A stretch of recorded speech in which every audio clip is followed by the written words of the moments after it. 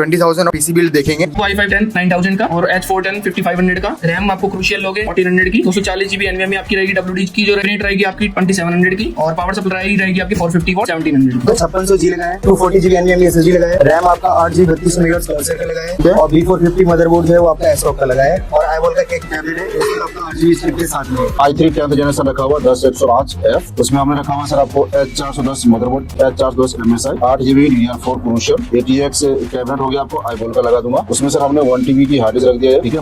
2GB NVIDIA graphic card होगी sir, उसमें एक SSD लगा दिया 256GB सर। वाला Ryzen 5 5600G with B450 motherboard, 8GB RAM मिल जाएगी, 256GB SSD मिल जाएगी, साथ में एक 8GB कैबिनेट। ये पड़ेगा 21,700 रुपए का। इंटेल में i5 10 जनरेशन होगा, 8GB रैम होगी, 250GB NVMe होगी, 2GB ग्राफिक कार्ड होगा, कैबिनेट SSD 450 वोल्ट का पावर सप्लाई है। 21,000 का बनके वो आएगा Ryzen 5 5600G आएगा, वो आएगा A320 में। रैम इसमें आएगी 8GB की, 256GB की NVMe। आपको एक कैबिनेट दे दूंगा।